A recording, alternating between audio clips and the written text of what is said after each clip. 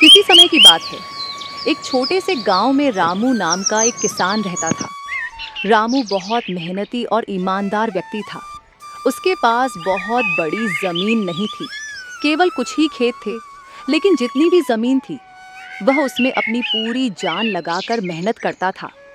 उसका मानना था कि मेहनत ही उसकी सबसे बड़ी पूंजी है। रामू का जीवन बहुत ही साधारण था और वह अपने परिवार के साथ सादा जीवन व्यतीत करता था। रामू का परिवार छोटा था। उसकी पत्नी सीता और दो छोटे बच्चे, गीता और मोहन। रामू का दिन सुबह जल्दी शुरू होता था। सूरज की पहली किरण के साथ ही वह उठ जाता और अपने खेतों की ओर निकल पड़ता। सीता उसके लिए सादा सा खाना बनाकर देती, जिसे वह अपने साथ ले जाता। खेत में काम करते हुए समय का पता ही नहीं चलता। दिन भर खेतों में काम करने के बाद वह शाम को घर लौटता। रात को परिवार के साथ बैठकर खाना खाता और फिर जल्दी सो जाता, ताकि अगली सुबह फिर से खेतों में मेहनत कर सके। रामू का खेत बहुत उपजाऊ नहीं था।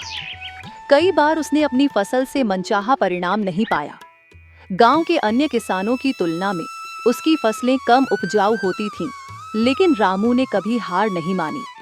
वह अपनी किस्मत को कोसने की बजाय और भी अधिक मेहनत करने लगा। वह हमेशा सोचता था, मेहनत कभी बेकार नहीं जाती। अगर मैं अपनी पूरी ताकत और मन लगाकर काम करूं, तो एक दिन मेरी भी फसलें लहलहाएंगी। फिर एक दिन गांव में एक साधु बाबा आए। बाबा ने देखा कि रामू दिन रात मेहनत करता है, फिर भी उसकी फसलें अच्छी नहीं हो रही हैं। बाबा ने रामू से पूछा, बेटा, तुम इतनी मेहनत करते हो, फिर भी उदास क्यों रहते हो? रामू ने साधु बाबा को अपनी समस्या बताई। बाबा, मैं जितनी मेहनत कर सकता हूं, करता हूं, लेकिन मेरी फसलें कभी अच्छी नहीं होती। मैं बहुत कोशिश करता हूं, फिर भी परिणाम वैसा नहीं मिलता जैसा मैं चाहता हूं। साधु बाबा ने मुस्कुराते हुए कहा, बेटा, मेहनत जरूर करनी चाहिए, लेकिन मेहनत के साथ सही जानकारी और तकनीक का भी होना जरूरी है। क्या तुमने कभी अपनी मिट्टी की जांच करवाई? क्या तुम जानते हो कि कौन सा बीज तुम्हारी मिट्टी के लिए सही है? रामू ने सिर हिलाकर ना में जवाब दिया। साधु बाबा ने कहा, तुम्हारी मेहनत में कोई कमी नहीं है, लेकिन तुम्हें अपनी मेहनत को सही दिशा में लगाने की जरूरत है। तुम अपनी मिट्टी की जांच कराओ, सही बीजों का चयन करो और उर्वरक का इस्तेमाल सही तरीके से करो। इसके अलावा तुम जैविक खेती की ओर भी ध्यान दे सकते हो।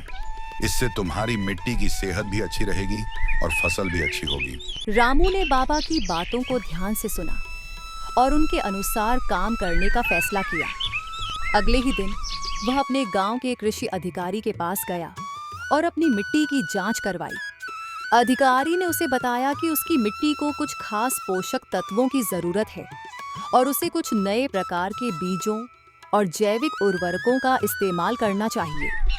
रामू ने अधिकारी की सलाह मानकर अपने खेतों में नए बीज बोए और जैविक उर्वरकों का इस्तेमाल शुरू किया।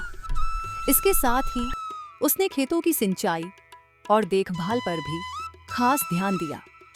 वह दिन रात मेहनत करता रहा, लेकिन अब उसकी मेहनत के साथ सही जानकारी भी जुड़ गई थी।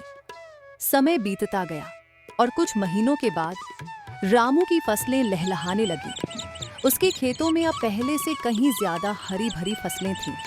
उसकी फसलें इतनी अच्छी थीं कि गांव के अन्य किसान भी हैरान रह गए। रामू की मेहनत एक सा मेहनत रंग लाई थी।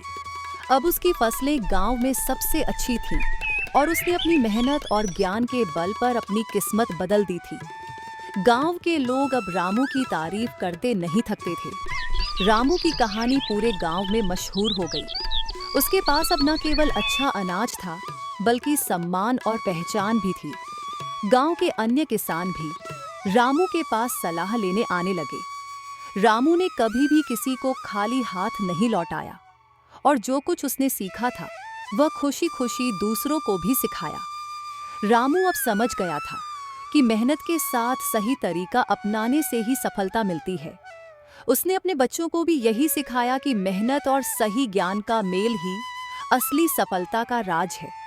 उसके जीवन की यह सीख उसके बच्चों ने भी अपनाई और वे भी मेहनती और समझदार बने। रामू की इस मेहनत और लगन की कहानी से पूरे गांव ने यह सीखा कि अगर हम सही दिशा में मेहनत करें और धैर्य बनाए रखें तो कोई भी बाधा हमें सफलता पाने से नहीं रोक सकती। मेहनत कभी बेकार नहीं जाती। ये रामू की कहानी से साबित हो गया।